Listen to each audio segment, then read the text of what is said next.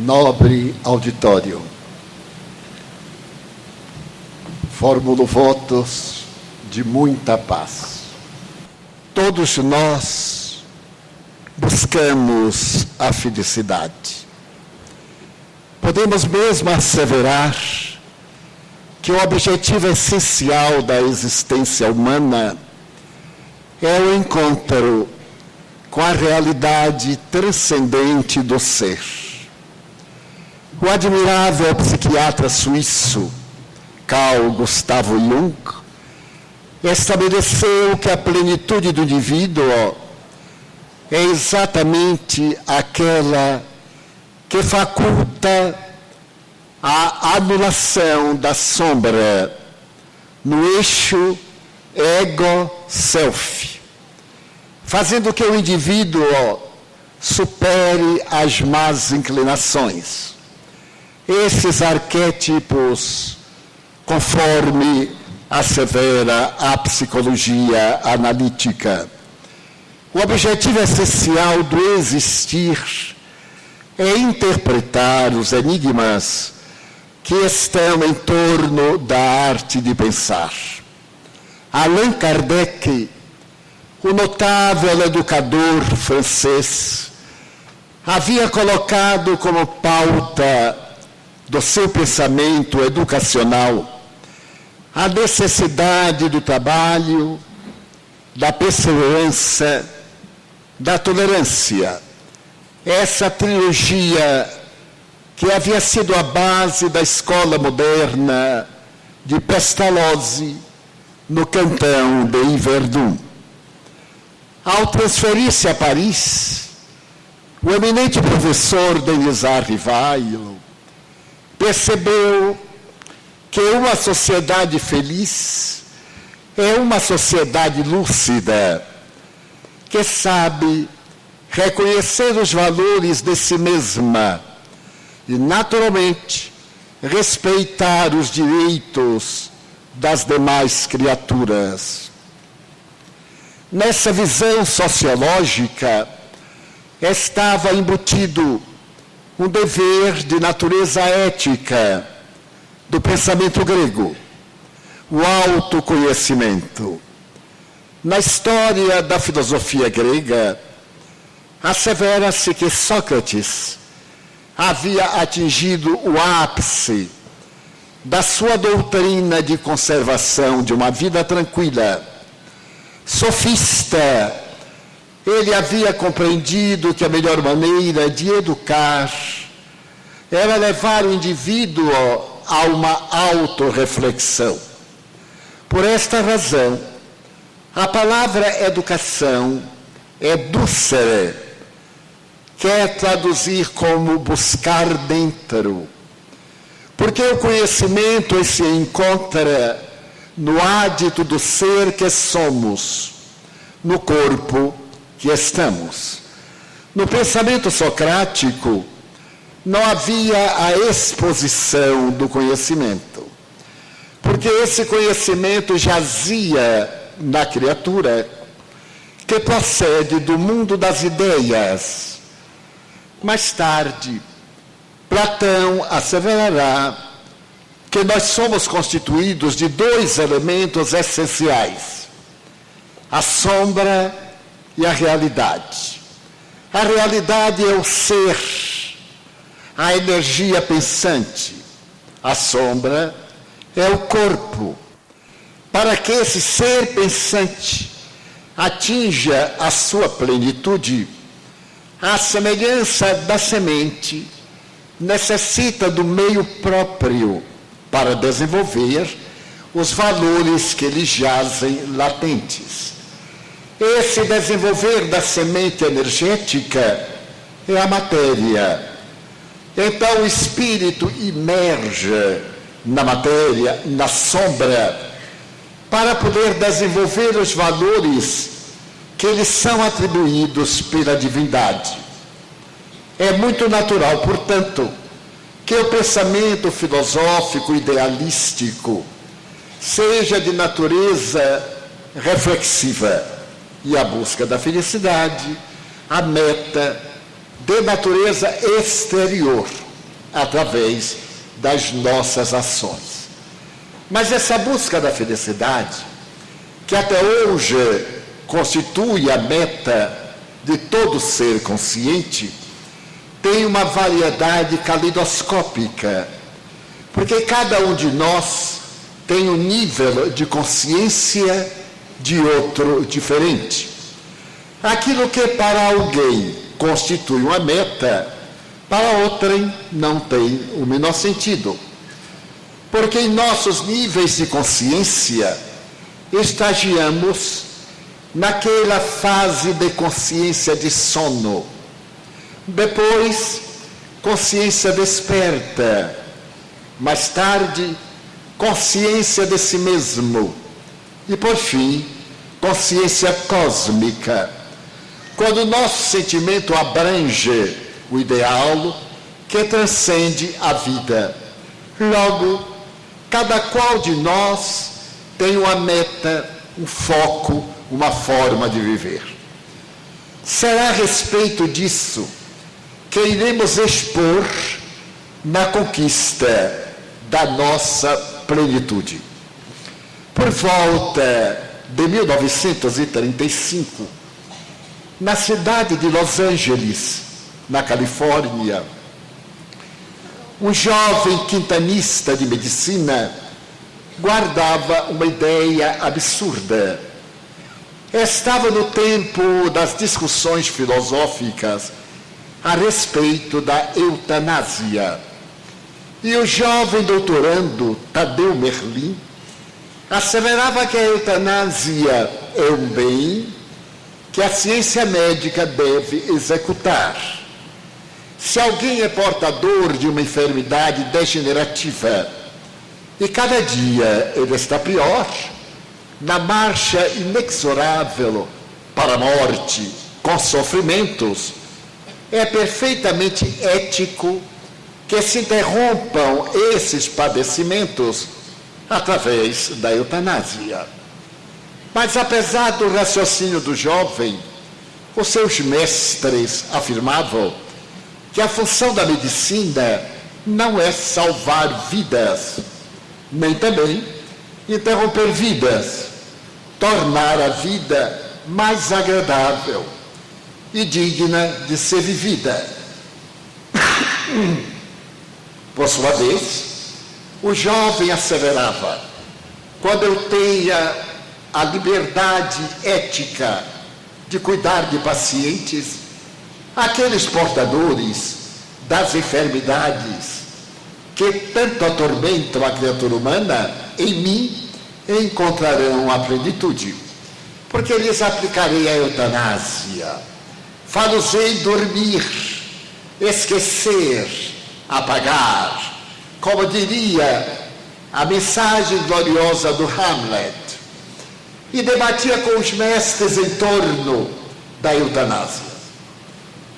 Estava ele às vésperas da formatura, quando caiu um temporal muito comum em Los Angeles durante o verão. A cidade foi transformada num caos. Uma das mais belas cidades dos Estados Unidos estava afogada, as ruas enlameadas, as célebres palmeiras que lhe dão beleza, derreadas, e naturalmente os hospitais sobrecarregados. Mais ou menos às 17 horas, o telefone de urgência tocou e a atendente procurou manter contato. Do outro lado do fio, uma voz desesperada dizia: mandem-me de imediato uma ambulância. Uma mulher desde há 2 dias vem padecendo com dores de parto e não logra uma delivrance. Temo que a esse momento o filho já morreu e deve estar mais ou menos estrangulado no útero, o que vai levá-la também à morte. É um caso de exigência. Eu sou uma vizinha aparadeira e já fiz de tudo, mas tem sido inútil. O atendimento do hospital das clínicas da universidade respondeu que era impossível.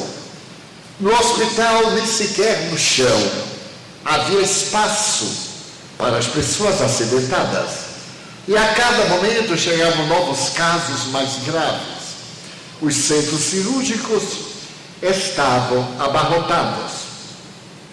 Mas, casualmente, ela olhou a lista dos médicos presentes e lembrou-se daquele jovem doutorando, que, apesar de ter uma ideia estúpida, era um excelente pré-médico, e percebeu que ele estava em repouso naquela hora. Pediu que esperassem e, através do interfone interno, conseguiu falar com o jovem Tadeu Merlin. Trata-se de um caso de urgência. 2 mortes, ou uma, com certeza. Mas necessitamos de dar uma assistência. E ele respondeu: infelizmente, eu não sou a pessoa indicada. Jamais vi ou fiz um parto. Não tenho a menor ideia. Ela disse: mas senhor lembra que ambos, criança e a gestante, vão morrer. E o mínimo que podemos fazer é dar assistência na hora da morte. Por favor, eu peço que o senhor busque um obstetra, peça uma ligeira orientação e atendamos esse caso de desespero. Tadeu Merlin aqueceu, foi para a sala de emergência e, com o obstetra, ele separou algumas substâncias, alguns instrumentos e partiu numa ambulância. À medida que a ambulância ia abandonando o centro de Los Angeles, ele começou a ver a miséria da cidade. Aquela parte que fica dos subúrbios, a parte escondida da chamada miséria das cidades poderosas. Até que chegou ao bairro dos imigrantes, e ali ele viu crianças desnutridas, os barracos, a pobreza, e teve um momento de revolta. Saltou no número indicado, era um velho pardieiro de 3 pisos. Ele subiu a escadaria correndo com a pasta de instrumentos na mão e chegou ao 3º andar, a um apartamento imundo, miserável, muitas crianças na escadaria no chão, e sob uma cama de ferro, uma mulher semi-desmaiada, e ele percebeu, ouviu a hemorragia, o sangue gotejando através do colchão, e ao lado uma senhora de idade, que lhe disse: ela vai morrer, eu sou vizinha e ela merece morrer, afinal de contas o marido pediu que abortasse, mas ela é teimosa, é uma alemã, é teimosa, e aí está o resultado. Ela já tem 6 filhos e este é o 7º. Quando ela engravidou, o marido disse: não posso, estamos na miséria, somos 8 bocas, uma 9ª vai nos levar ao desespero. E ela disse: mas eu não posso matar mais um filho, eu não tenho culpa de ter concebido. Ele diz: ou você mata ou eu a abandono com todos. E abandonou-a. Ela, teimosa, resistiu, passou fome, e aí está o resultado. Fraca, já desmaiou várias vezes, eu já fiz massagens, já fiz de tudo, mas a criança está numa postura quase impossível. O jovem Tadeu Merlin nem escutou o resto da história. Fez o exame imediato de apalpação e percebeu que a debilidade orgânica da mulher era demasiada. Aplicou-lhe de imediato uma injeção endovenosa para provocar a reação orgânica através das contrações uterinas. A senhora reclamante desceu e ele observou a cidade acalmando-se. Daquele lugar, ele podia ver os edifícios colossais, aquelas torres de petróleo que era a grandeza do oeste, e começou a pensar: será que existe Deus? Por que Deus dá tanto filhos aos miseráveis? Para quê? Eles vão ser outros miseráveis. Mas à medida que o dia foi morrendo na boca da noite, a nostalgia do entardecer envolveu-o. E de vez em quando, ele percebia que a mulher tinha uma suave contração. 1 hora, 40 minutos, 30 minutos. E então ele ficou pensando e desejou orar. Lembrou-se de quando menino, a sua mãe colocava-o entre as pernas, punha as mãos postas. E repita comigo, meu filho. Então, tomado de emoção, ali naquele quarto meio escuro, uma lâmpada miserável pendurada na ponta de um fio, ele começou a repetir: Pai nosso, que estás nos céus. E mais adiante: perdoa as nossas dívidas. Então ele ouviu um grito, correu, e a mulher, numa contração desesperada, colocou para fora o filho e a placenta, e desmaiou. Ele, de imediato, pegou a criança, colocou sobre jornais, estimulou a paciente que estava desmaiada, e quando ela entrou naquele suave sono pós-parto, que é a misericórdia de Deus falando da vida, ele foi limpar a criança, fazer o corte do cordão umbilical. Era uma criança regular, para as condições era um fenômeno que estivesse vida. E depois de fazer a sua parte, não havia berço, havia jornais ali sobre tábuas, e algumas crianças miseráveis. Ele então abriu a pasta, pegou a caderneta para anotar e fazer a ficha do hospital. Então ele pegou a criança e calculou o peso, 2,2 kg, tirou a fita métrica para medir, e quando foi medir, ele parou, porque a criança tinha um problema congênito. O pé direito era deformado, era voltado para trás. Ele então blasfemou: que Deus miserável é esse? Esta criança vai ser um assassino, porque vai ser aleijado. Não haverá nenhuma cirurgia que possa recuperar o pé. Irá para a escola, e as crianças são impiedosas, vão praticar o bullying e vão chamá-lo aleijado. Ele será um mau cidadão, vai terminar matando alguém, e eu posso resolver isso. Eu vou aplicar a eutanásia, vou salvar esta vida, esta mulher miserável. Os irmãos irão persegui-lo, e tomado de euforia, ele preparou uma injeção. Não havia testemunhas. A mulher de baixo dizia: sim, claro que a criança morreu antes. Pegou o braço magro, e quando ele ia aplicar a dose letal, a consciência gritou: que tens tu com isto? Se ele vai ser um aleijado, o problema dele. O teu problema é o dever de salvá-lo, e tu salvaste. Então, fora, covarde. Ele tomou um choque, porque a consciência tem disso. Fala às vezes de uma forma tal que parece ouvirmos alguém reprochando-nos. Ele largou o braço da criança para lá e disse: já cumpri meu dever. Pegou a pasta, desceu a escadaria, tomou a ambulância, voltou ao hospital, e ali colocou os dados que lhe pareceram próprios. O jovem Tadeu Merlin diplomou-se em medicina infantil, abandonou Los Angeles e foi para o centro-oeste norte-americano. Abriu uma clínica, casou-se, tornou-se um excelente pediatra. Teve uma filha. A filha cresceu, veio estudar medicina para ajudar o pai na sua clínica. E ali na mesma universidade de Los Angeles, ela se enamorou de um estudante de medicina, com quem casou. Agora a clínica do pai estaria muito bem.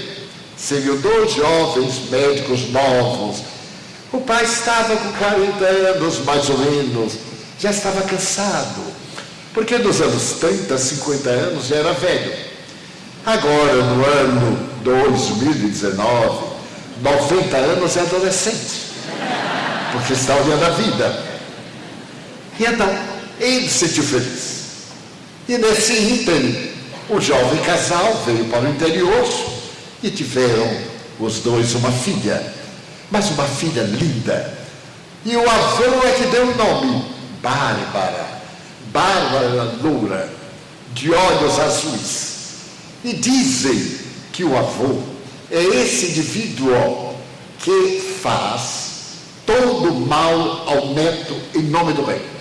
Ser avô é ser o jumento que o filho amestra para o neto montar. Ser avô tem um grande propósito. É algo muito delicado, é casado com uma avó. Então tem suas vantagens, suas desvantagens, mas ele adorava a Bárbara. Tudo que ele ligara à filha, ele concedeu a Bárbara.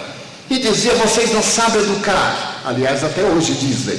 E a verdade é que não sabem mesmo educar. Mas esse é outro tópico. E Bárbara cresceu. Cresceu, mas os pais resolveram voltar a Los Angeles. Porque naquela época foi instituído o PhD, o mestrado, o doutorado. E eles necessitavam de aprender mais.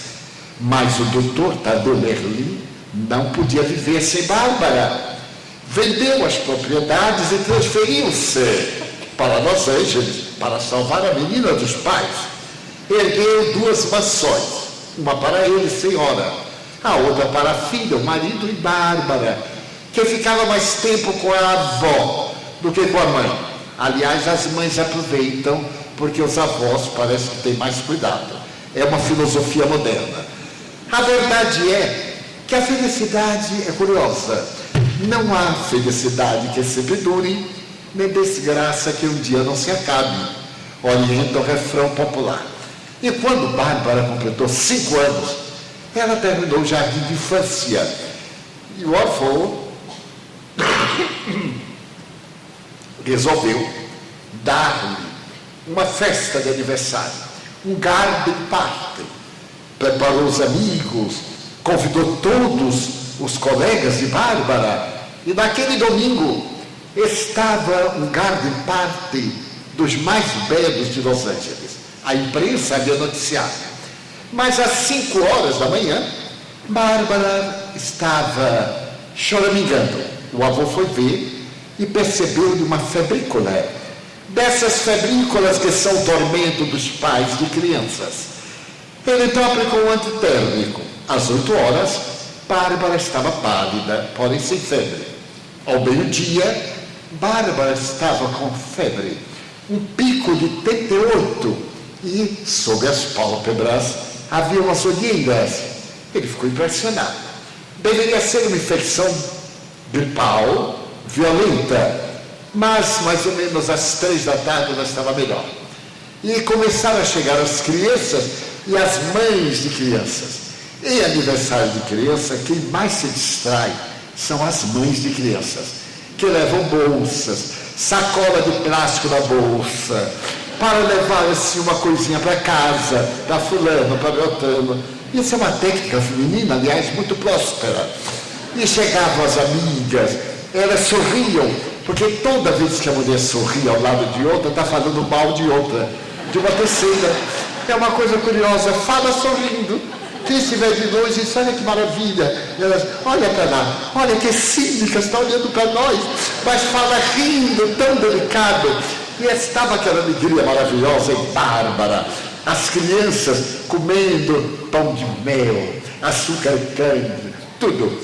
E ele feliz. De repente ele procurou e não viu Bárbara.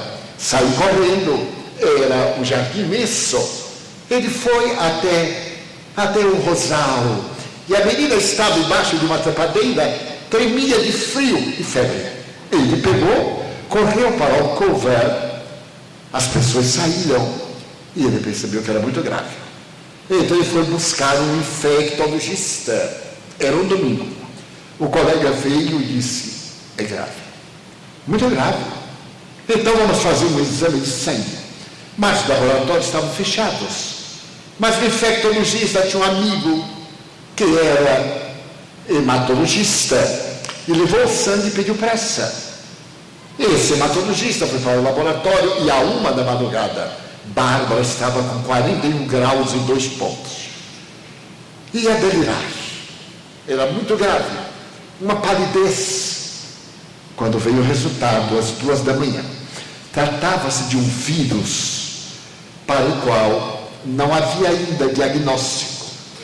Era um vírus tão perverso que atacava uma criança em 1 milhão de crianças. E não havia cura. Bárbara ia morrer.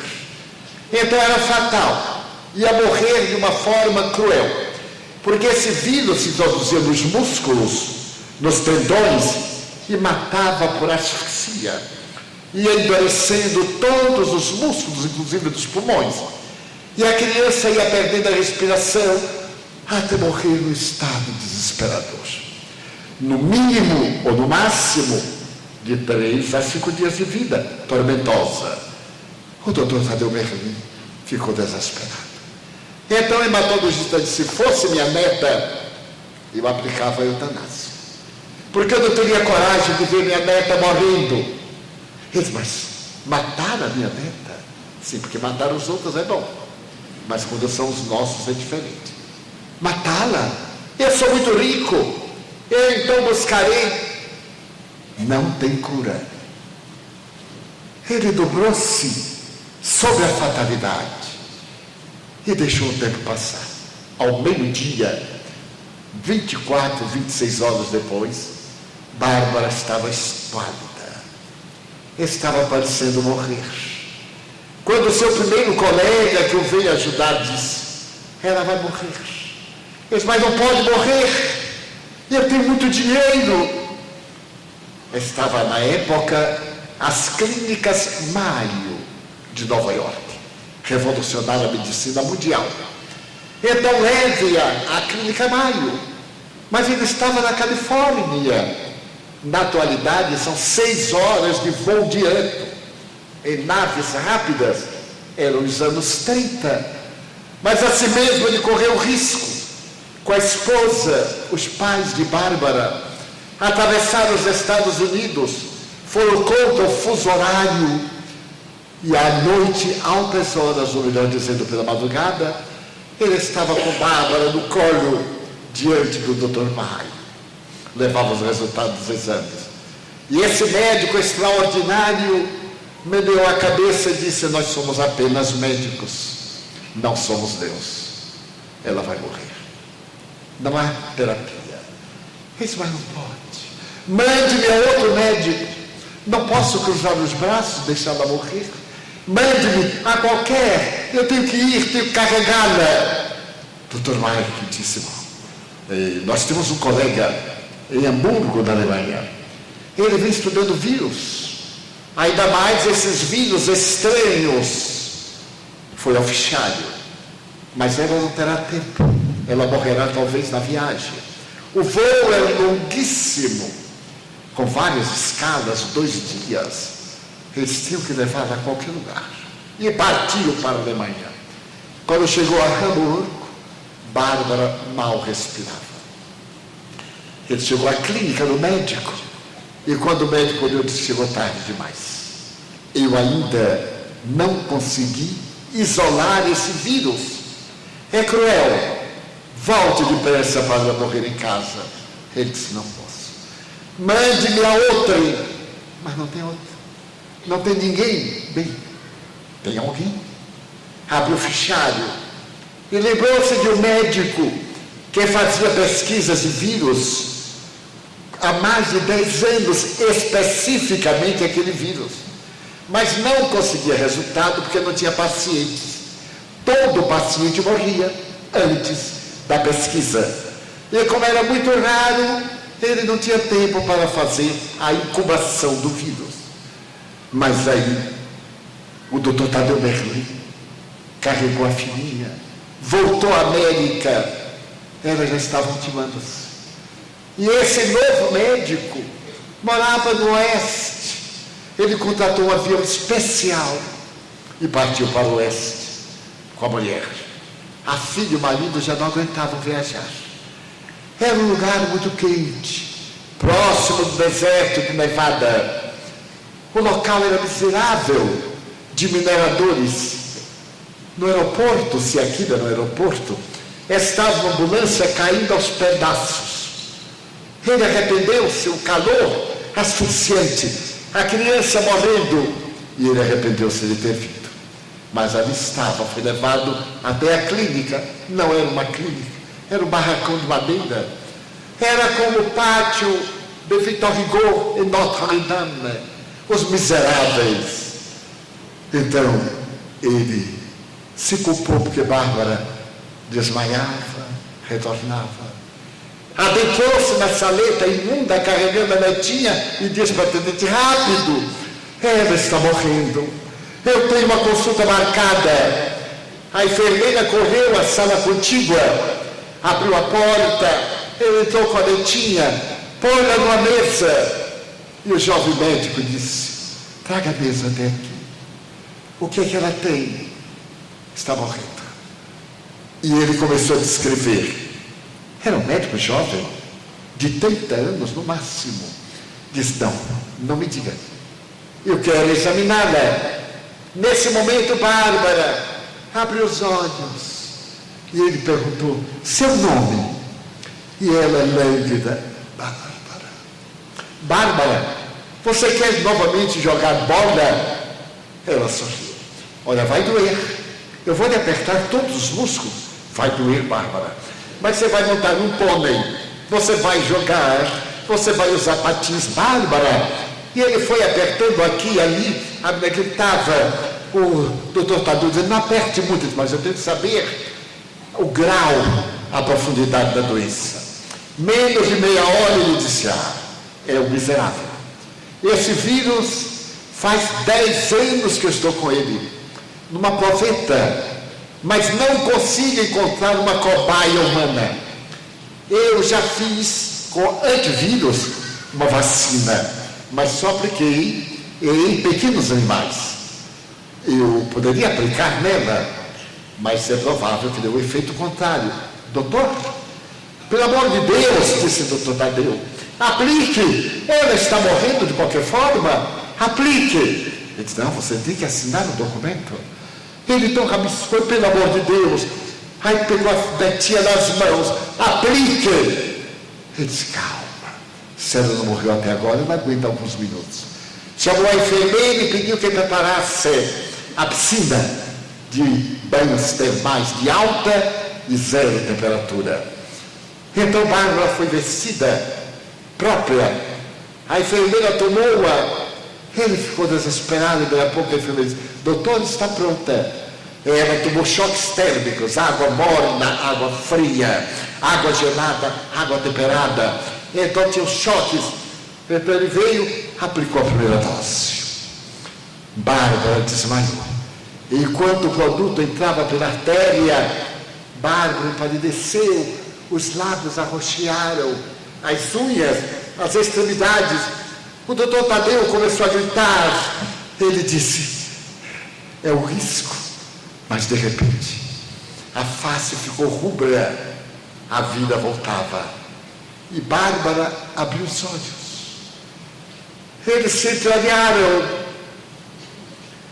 E o doutor Tadeu disse: mas ela está vivendo. Está vivendo. Então, o médico, chamado Dr. Miller, saiu para buscar um outro produto na sala. E o doutor Tadeu estava olhando para a menina, quando percebeu que aquele médico cocheava, puxava da perna direita e usava uma bota ortopédica. Ele olhou no justo momento que o médico olhou para ele e disse: doutor Tadeu perguntou: foi um acidente genético? Mas quer dizer que você é... Não, pode chamar, eu sou perneta, eu sou rengo, eu sou aleijado. Aqui na minha clínica todo mundo é aleijado. Ninguém critica ninguém. Nem o médico critica os pacientes, nem os pacientes criticam o médico. Pois é, eu sou doutor rengo, doutor aleijado. Os dois riram. Então o doutor Tadeu disse: mas você disse que é genético. É genético. Mas como é que foi? Ele disse: eu não sei exatamente. Mamãe dizia, aliás, eu sou o 7º filho de uma alemã. Quando mamãe ficou grávida, papai não aguentou, abandonou. E então mamãe disse: morre meu filho, morremos todos, mas eu não abandono, nem mato. Não tenho direito de matar, eu não posso praticar o aborto delituoso. E estava quase a morrer quando eu nasci. E veio um médico Veio um médico da universidade extraordinário. Salvou a minha vida depois de 2 dias de um parto impossível. Então ele salvou minha vida. E quando a mamãe acordou, que ele viu com a perna mais curta, 5 centímetros, ele disse, mas era só que faltava 6 desequilibrados e um aleijado. Então vai ser a faculdade de medicina dos doentes. Mas o que ele ia fazer? Mas mamãe era muito original. Sabe como são as mulheres, né? E mamãe era mulher. Quando passou uma semana que ela ficou forte, ela foi ao hospital para agradecer ao médico. Mamãe era assim, falava um inglês péssimo, porque era alemã. E então ela foi encaminhada ao setor, mas a ética não permite. Então a enfermeira que atendeu disse, senhora, eu não lhe posso dizer qual foi o médico que atendeu a senhora. Mas aí não tem um prontuário, não tem... Tem, mas eu não posso dizer, é segredo médico. Mamãe falou, segredo. Qual é a mulher que guarda segredo? Vá buscar, nós duas somos mulheres. E eu quero saber quem foi. Eu não saio daqui se eu não souber. A enfermeira disse, pegou lá o prontuário, jogou os blocos, eu vou me esquecer aqui e vou lá dentro beber água. O que você fizer eu não vi, portanto não sou culpada. Aí mamãe descobriu que o meu médico era o tal Tadeu Merli. Então a mãe colocou meu nome Tadeu, em homenagem a ele. Mas eu tenho vergonha. Imagina um Tadeu coxo. Ela botou Tadeu Merli do Verge, uma palavra alemã. Mas eu adoro quando me chamam T.J. Rufal, ou então Doutor Coxo. Eu olho logo imediatamente. Então o doutor Tadeu Merli olhou para aquele homem que cocheava, ficou parado olhando. E o médico perguntou, algum problema? Ele disse, não. É que é melhor ser coxo do que cego, como eu era. Mas alguma coisa? Não. E ficou pensando. E Bárbara ficou bombada. E o doutor Coxo encontrou uma vacina, o antídoto para esse vírus que não existe mais. Somente porque o jovem Tadeu Merli deu-lhe o direito de viver, não praticou a eutanásia. Ninguém tem direito de reverter as leis divinas. Esta história real da Universidade de Los Angeles, clássica, fala-nos a respeito da filosofia da vida. Qual é a felicidade, afinal? Ele, por pouco, não destruiu milhares de vidas que iam depender daquele aleijado. Aquele quis interromper a existência porque era ignorante das leis soberanas da vida. As leis cósmicas. Ninguém se encontra na Terra pela lei do azar, a lei do acaso, mas pela lei da causalidade. E graças a isto, a verdadeira felicidade é dar oportunidade a outrem de ser feliz. Ser feliz é abrir a porta da felicidade a alguém. O grande poeta inglês Stevenson asseverava que a felicidade é uma ave rara. Toda vez que se fecha uma porta, nós ficamos tão mal criados na porta fechada que não vemos 99 portas abertas atrás de nós. Toda vez que se fechar uma porta, é porque aquele não é o nosso caminho. A nossa felicidade é seguir as portas abertas que estão esperando por nós. Mas que é a felicidade? A felicidade é o maior desafio da filosofia psicológica. No pensamento grego, Epicuro foi um dos mais notáveis pensadores. Ele estabeleceu que a felicidade é o prazer. Daí nasceu a doutrina epicureia, o epicurista, a doutrina do hedonismo, da beleza. Um corpo belo, um corpo sarado. Então esse corpo sarado é uma beleza. Aquele tanquinho aqui no homem, aquele busto de silicone da mulher, É a felicidade. Eu tive 684 crianças. E quando, naquele tempo, as pessoas tinham um busto muito volumoso, eu tive várias filhas com esse problema, faziam cirurgia para diminuir o busto, porque pensava e dava problema de coluna. Mas antes de nós mudarmos a tarefa sociológica da nossa casa, as nossas meninas, que não eram agraciadas, faziam cirurgia para pôr silicone. Então a felicidade de ontem não era a mesma felicidade de hoje. Então nós estabelecemos a felicidade física, a academia. Notem a palavra academia, vem do grego academos. Academos era o lugar em que Platão dava a sua filosofia. Era, portanto, a filosofia acadêmica. Os jardins de Academos, ali do coração de Atenas. Mas hoje a academia é da musculatura. Eu fico observando como nós temos cuidado hoje com o nosso corpo. A alma não, porque a alma não interessa muito. A gente vai viver muito no inferno mesmo, então deixa para lá. Mas tem que cuidar do corpo, que uma picada de alfinete infectado mata. Uma picada. No momento em que uma picada atravessa a nossa pele, essa ponta destrói milhares de capilares. E outros vêm para o lugar. Mas nós temos esse cuidado, este zelo, é a vida. Mas a vida tem um milagre. Ela murcha na razão direta em que ela vive. Eu há pouco tempo recebi, através da internet, os grandes líderes dos anos 50. As pessoas mais belas dos chamados anos dourados. Eu vivi aqueles anos. Eu devia ter uns 22, 23, 25 anos. Vivi. E agora eu vi os meus líderes dos anos 50. Brigitte Bardot. Coitadinha, está cuidando de foca. Horrorosa. Mas sábia. Então ela declamou, melhor cuidar das baleias do que cuidar dos homens. Mas também quem é que quer mais Brigitte Bardot, pelo amor de Deus, nessa atualidade? Eu também lembro dos grandes atores, Errol Flynn, Tyrone Power, e as grandes atrizes, Dorothy Lamour. Pelo amor de Deus, se tem alguém que diga que conheceu, né?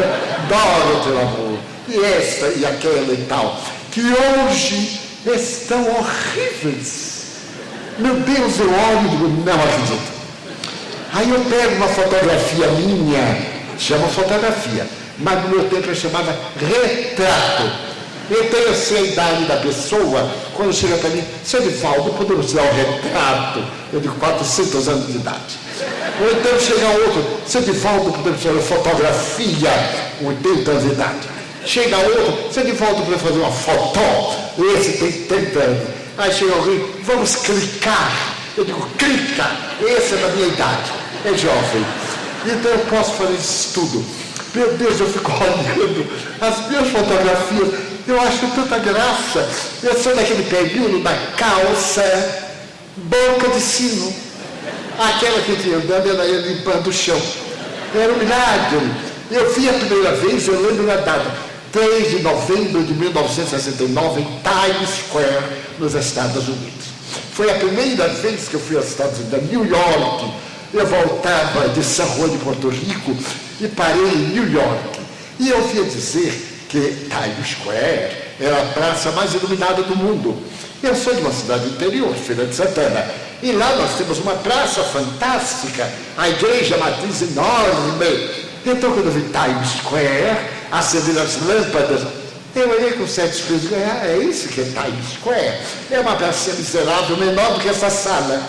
O que Times Square tem que Feira de Santana não tem? Daí a pouco, era momento da Broadway, e eu vi as tais das calças boca de sino. Os jovens, os stars, as girls, todo mundo, porque eu morro, mas nunca vestirei uma calça dessa. Jamais digam a palavra nunca, porque quer dizer amanhã. Voltei para o Brasil e no ano de 1970 eu fui para uma conferência da Federação Espírita do Estado de São Paulo. Mas antes de ir à conferência, que era domingo pela manhã, eu no sábado resolvi melhorar o guarda-roupa. Que o meu guarda-roupa estava naquela fase em que a gente está deitado e ouve aquilo. São as roupas morrendo de velhas. E aí resolvi comprar um blazer e uma calça. Então eu fui à rua direita, cheguei numa loja de São Paulo, imagina, na minha terra, quando eu entrava numa loja, o funcionário perguntava, o que é que você quer? Porque ia dar trabalho. Mas em São Paulo, ele diz assim, olá, prazer. E então quando eu entrei, o rapaz disse assim, ó, seja bem-vindo, cavalheiro. Eu me assustei, digo, nossa, eu estou em Nova York. Eu digo, não, eu estou procurando uma calça. Tem uma calça. O senhor tem um corpo de toureiro. Imagine. E aí ele pôs a calça sobre o balcão e passou a mão quase sensual. Quando ele passou assim, eu fui sentindo frio na barriga. Ele disse, veja, eu fui olhando 2 palmos de boca. Eu digo, não, eu não vou vestir isso.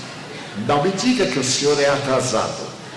Não, mas é que eu prefiro mais o tipo clássico.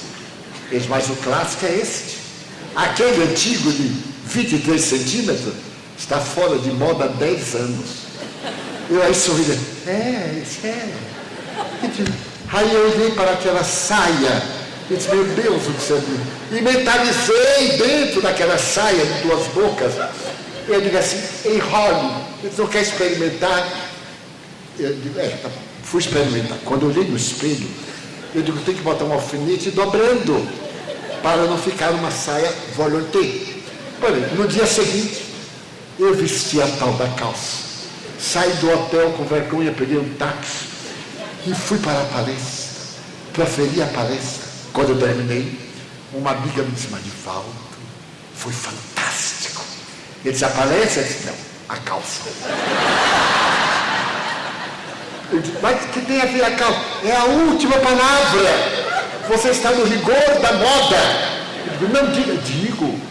Então no dia seguinte, segunda-feira, eu voltei à loja. Quando eu fui entrando, o rapaz falou, é outra de 2. Bem, a felicidade. Então, para Epicuro, a felicidade é o prazer, é o sorriso. Mas os epicuristas notaram que para ter o prazer é necessário ter, para gozar. Então, a filosofia hedonista é a filosofia capitalista. Ter o poder, comprar, gozar. E perceberam que o ter é valioso, mas não é essencial. Pode-se ter dinheiro e não ter o amor. Há poucos dias eu vi um homem de 85 anos e uma garota de 16 apaixonada por ele. Era amor, sem dúvida. Ele muito rico, velho, gagá, já com o pé na cova. E aquela garotaça apaixonada tinha de ser por ele. E casou. Eu orei muito para que ele morresse naquela noite, porque a pobrezinha já ficava rica de véspera. Então, esse é o hedonismo. Viver para os nossos instintos básicos. Comer, dormir, praticar sexo. Mas será que a felicidade é essa? Isso não tem o sabor da água do mar? Quanto mais a gente bebe, mais tem sede, porque a água do mar é salgada, não mata a sede. Então a filosofia hedonista cresceu e entrou em decadência. Se a felicidade não era ter, que seria a felicidade? Um outro filósofo da cidade de Corinto estabeleceu que a felicidade era não ter nada. Ele chamava Diógenes. E Diógenes era cínico. Apresentou a filosofia cínica. Porque todo mundo que tem medo de perder. E a felicidade não pode ser querer mais para não perder. Então quem não tem nada não pode ficar mais desgraçado do que já está. Então é feliz. E Diógenes pregava essa felicidade. Ele morava num bairro miserável, numa casa suja. E pregava nas ruas de Atenas certo dia. Ele saiu com uma lanterna, procurando um homem, uma lanterna acesa, procurando um homem feliz. E não encontrou. Então ele foi detestado. Mas ele continuava com a sua filosofia. Nesse ínterim, Alexandre Magno da Macedônia, o jovem que conquistou o mundo aos 30 anos, conquistou Corinto e mandou pedir ao governador que mandasse Diógenes a sua galera, porque ele era discípulo de Diógenes. Os poderosos do passado tinham sempre um filósofo e ele adorava Diógenes. Então o governador foi à casa de Diógenes e encontrou escrevendo na poeira do chão, sujo, acabado. Ele disse: Diógenes, o homem que conquistou a terra, quer conhecer-te. E ele disse que se tu não fores lá, que ele vai destruir Corinto, não ficará pedra sobre pedra. Diógenes disse: ele quer me conhecer? Então ele que vem cá, porque eu não vou lá. Mas Diógenes, ele vai destruir a nossa cidade. Ótimo, porque ele fica logo livre, ninguém terá mais interesse de destruir a cidade. E não foi. Quando o grande conquistador soube, achou tão notável que ele foi visitar Diógenes com seus generais. Chegou àquele bairro muito pobre, chegou à casa de Diógenes, e Alexandre Magno tinha um corpanzil, ele tinha um tranquinho, era forte, abriu os braços da porta e Diógenes escrevendo no chão. Então Alexandre disse: Diógenes, eu venho te oferecer metade do mundo. Eu sou o dono da terra, eu conquistei a terra, quero levar-te para que administre-me a mim, e eu administro o mundo. Diógenes levantou-se, deu-lhe um empurrão e disse: Senhor, não me tomes aquilo que ele não pode estar. Alexandre perguntou: mas o que é que estou tomando? Percebeu que estando na porta tomava o sol, e ele podia dar qualquer coisa, mas não podia dar o sol. Então Diógenes não deu importância. Alexandre achou tão notável que perdoou a Corinto, perdoou a Diógenes, e morreu 2 anos depois. E Diógenes morreu de velho. Então, será que a felicidade é não ter nada? Esta felicidade está em nós hoje, através dos relativos. Eu só serei feliz quando me casar. No meu tempo era assim. Agora não, eu só serei feliz quando me divorciar desse miserável. Eu só serei feliz se ganhar na loteria. Então, quando, se, os relativos são a nossa meta. Mas será que a felicidade é isso? Então eles se voltaram contra Diógenes e terminaram por criar esta filosofia. Eu tinha uma colega que era a pessoa mais feia que eu já conheci na Terra. E ela, eu gostava dela e não sabia por quê. Eu falava com ela por caridade, porque ninguém falava na repartição. Aí eu tinha pena, falava por caridade. Um dia eu descobri que ela era a portadora de uma voz que encantava. E ela me disse: Divaldo, eu tenho que me casar. Porque imagine chegar aos 30 anos sem casar. Naquele tempo era balzaquiana. Aí todo mundo lembra, né? Por causa de um livro escrito por Honoré de Balzac, a mulher dos 30 anos. Então ela era tentona, balzaquiana. O homem não. Quanto mais maduro, mais simpático, é claro, né? 50 anos é um adolescente. 70 é um garotaço. 90 é um degradado. Ele está viajando para morrer de paralisia infantil. Então, se vai ficando demente, morre de paralisia infantil. Então, eu me tornei amigo. E ela me disse: Divaldo, eu tenho que me casar. Eu estou com 29 anos. Se eu não vou cair no barricão, você ora para eu casar?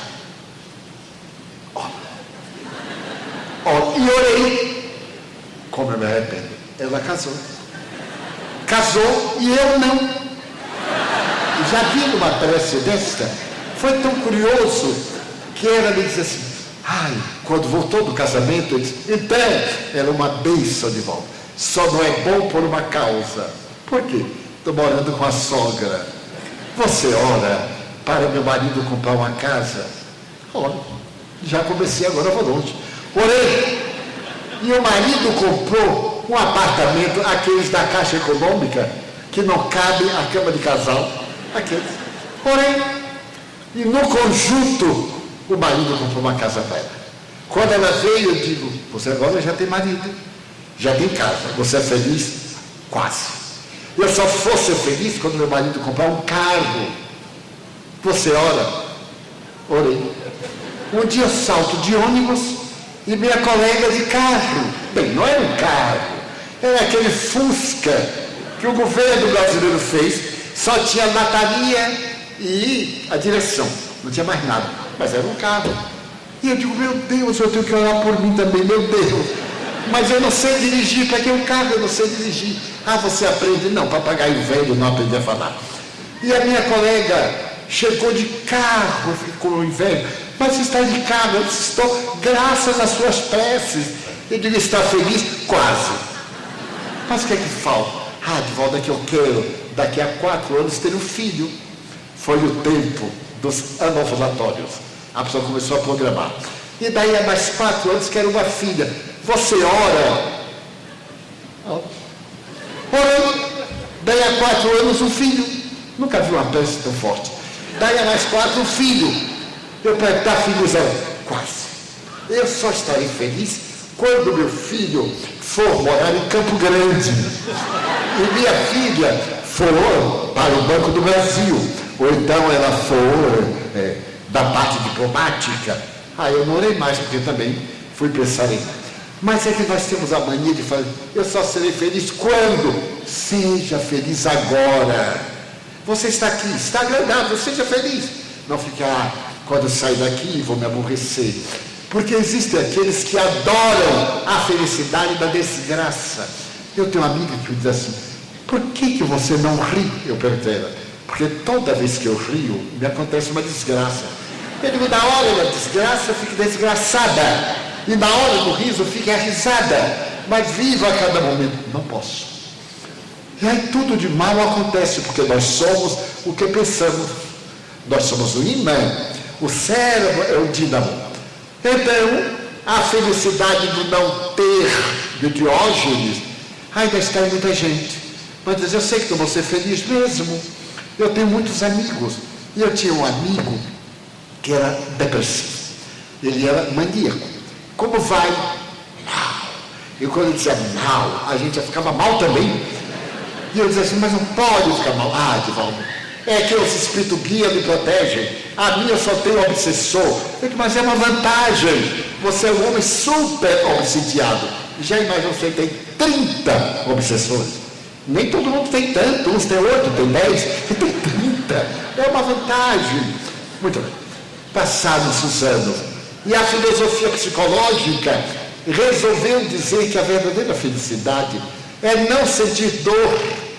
E surgiu a felicidade do mestre Zenon de Cício, a felicidade em que o indivíduo é estoico, o estoicismo.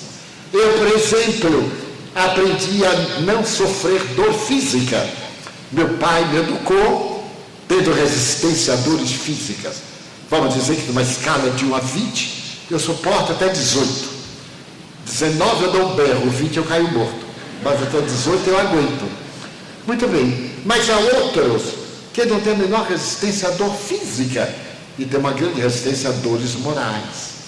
O estoicismo enriqueceu a terra, deu-nos os cenobitas, aqueles que faziam sacrifícios por amor, mas não deu a felicidade. Então, o que é a felicidade? Sócrates era muito feio e tinha um pé muito grande. Não usava sapato, eu acho que não tinha sapateiro que pudesse conseguir nada para ele. Mas era sábio e era invejado pelos filósofos menores. E certo dia, os filósofos menores foram a Delfos, as grandes montanhas do Olimpo, e perguntaram ao deus Apolo qual é o homem mais sábio do mundo. E incorporado na profetisa, Deus Apolo disse, Sócrates. Então eles ficaram mortos de inveja.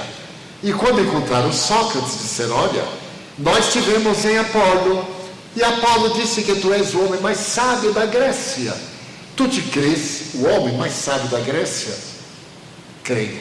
Mas como? Por quê? Porque eu sou o único que sabe que nada sabe. Porque quanto mais nós sabemos, mais se abre o horizonte.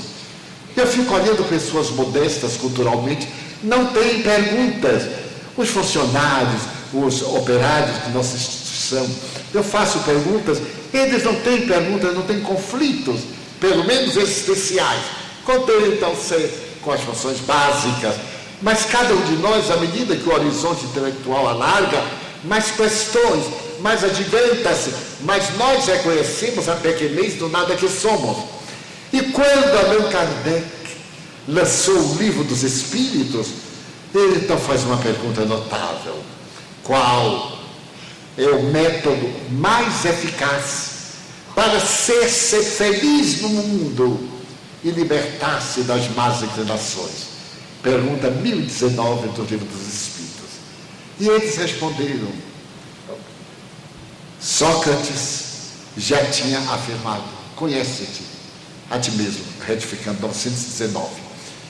Então Sócrates havia dito, conhece-te a ti mesmo. E esta frase passou a ser de Sócrates, mas não é. Quando Sócrates soube que havia sido nomeado à sabedoria, ele foi pessoalmente a Apolo. E quando chegou no imenso santuário, ele viu em um templo, em uma curva, essa frase que é dos 7 sábios da Grécia, é da Magna Grécia: Gnote se auton, conhece-te a ti mesmo. Ele achou tão notável que trouxe para Atenas e imortalizou. Santo Agostinho, diante dessa resposta, diz: fazei como eu. Diariamente, quando me for deitar, faço o exame de consciência. E quando eu descubro que fiz o bem, eu prossigo no dia seguinte. Mas quando eu errei, no dia seguinte eu me reabilito. Nós chamamos isso reflexão. A doutrina católica tradicional estabelece esse como modo de resignação. Então, o que é a felicidade? Poderíamos agora repetir com a ciência do espírito, a doutrina filosófica do espiritismo. A verdadeira felicidade é amar. Quando nós amamos, nós encontramos a plenitude. Porque o amor é o doce elixir da vida. É João, o evangelista, que diz: Deus é amor. E o amor é Deus. Porque quando nós amamos, nós superamos esta sombra de Platão, que é o corpo. O ego cede lugar ao self. O self vem agora superar a sombra do ego. Eu sei que alguém acendeu esta lâmpada para me clarear. Eu estou neste magnífico auditório porque alguém o fez. Alguém, quando fez, tinha uma meta da beleza, um espaço cultural. Então a minha felicidade é proporcionar a alguém a plenitude hoje, que talvez não lhe atender amanhã. Se Tadeu Nermin houvesse levado à morte o pequenino desconhecido, ainda teríamos o vírus devorando vidas. Mas porque ele deu a oportunidade ao outro de viver, esse outro, da segunda geração, salvou-lhe a neta de uma doença virótica incurável. Então vem a doutrina espírita dizer: o sentido da vida é a plenitude. Nós somente somos plenos quando superamos a nossa inferioridade, esta sombra dos nossos instintos, essas tendências que nos atam à matéria que vai desaparecer. Foi por isso que Jesus prometeu não nos deixar órfãos. Eu vos mandarei o Consolador. Para mim a palavra é exata, porque o Espiritismo não é o solucionador. Ele consola, mas nós solucionamos. Ele é a lição prática, nós somos a execução. Eu fui um jovem portador de vários problemas respiratórios. Eu tive asma até os 12 anos. Eu tive broncopneumonia até os 40. Eu tive bronquectasia na atualidade. Então, esse é o resultado de um suicídio que eu me permiti há 200 anos. Bem, foi um suicídio em Paris. É melhor do que um suicídio em Campo Grande, naturalmente. Então, eu sou o autor do meu destino. E isso me fascina. porque eu posso estabelecer a minha felicidade abrindo caminhos para outro passar. Nada melhor, me disse Joana de Ângeles, do que passar numa estrada e deixar orelhas, deixar pegadas, para quem venha depois dizer, por aqui passou um anjo, porque deixou setas iluminando o porto de segurança. Então qual é o problema da nossa vida? As pessoas dizem, eu não tenho alvo. Qual é o meu alvo? Pois aí está o alvo, procure. Não espere que ninguém interprete o seu enigma. Está dentro de você. Tenha coragem de viajar para dentro. Ou faça um grande silêncio para ouvir as estrelas. Margarida Lopes de Almeida, a grande poeta paulista e a maior declamadora sul-americana na sua época, dizia que era necessário fazer um silêncio tão grande que eu pudesse ouvir o murmúrio das estrelas. Então hoje nós fazemos silêncio nesse tumulto para escutar a dúlcida voz dos nossos corações, para novamente subir na montanha e escutar a voz gloriosa daquele cancioneiro da saudade. Vinde a mim, ó vós que estáis aflitos e cansados, tomai de mim o meu fardo, recebei o meu jugo, é leve o meu fardo, suave o meu jugo, vinde a mim. É uma canção inesquecível, porque todos nós temos solidão, todos nós temos saudade, temos essa melancolia profunda do além, que não sabemos interpretar. Então vem aquele cancioneiro do amor, e a semelhança de Rabindranath Tagore, o poeta da Índia, repetir quando a tua carruagem de luz parou na minha porta, eu estava no peitoril da janela esperando o amor, e não sabia que eras tu, ó príncipe da minha vida. Tu estendeste a mão, e eu então procurei ver o que eu tinha para dar. Havia várias moedas, e eu procurei a menor de todas, e dei para a tua mão, alvinitente como a madrugada. Ó desventurado que sou, porque tu me retribuíste com um sorriso e um beijo cálido de ternura. Se eu tivesse sabido antes, eu me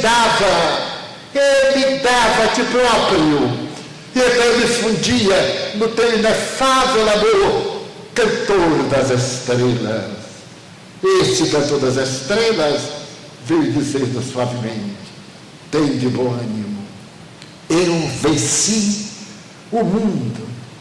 A maioria de nós é hedonista, nós queremos vencer no mundo, mas ele venceu o mundo. E como sabia que as nossas ambições são atávicas e ele não podia ficar conosco, eu vos mandaria o Consolador, e ele cantará aos vossos ouvidos a inominável canção da ternura. Ainda na semana passada eu tive a oportunidade de ver um grupo de espíritos dialogando, e então Joana de Ângeles disse-me, antes tu buscaste Jesus e o abandonaste nas palhas do desequilíbrio, agora é tua última chance. Jesus te chama, tu és convidado, trabalha, rala o teu corpo, a tua vida, para poder ser escolhido também. Então nesta noite de evocações tão caras, de 40 anos da nossa fé, de 80 anos do nosso discípulo Jesus, parece que nós ouvimos naquele monte a dúlcida mensagem das bem-aventuranças, o mais notável compêndio de literatura do mundo, a sinfonia inacabada, bem-aventurados os mansos de coração, bem-aventurados que amam a justiça, bem-aventurados sede vós, quando vos perseguirem meu nome e falarem de vós tudo por minha causa. Bem-aventurados os pobres é espírito de orgulho e espírito de grandeza, porque deles é o reino dos céus. Exultai, nós que trazemos o coração pejado de amargura, a mente dominada pelas preocupações, possamos dizer: ó Senhor, a felicidade está no Eclesiastes, não é deste mundo, porque a felicidade é o reino dos céus, mas a felicidade começa neste mundo, quando olhamos alguém, a ternura de uma criança, a mansuetude do olhar de um idoso, quem é tão pobre, tão infeliz, que não pode dizer sorrindo: eu te amo. Quem é que não tem um certo momento de ternura e não toca a mão de outra em 3 palavras: eu te amo? E então há uma melodia dúlcida no coração, porque aquele que nos amou tanto, que deu a sua vida, está dizendo: e quando vos derdes, abrir-se-ão as portas do reino dos céus.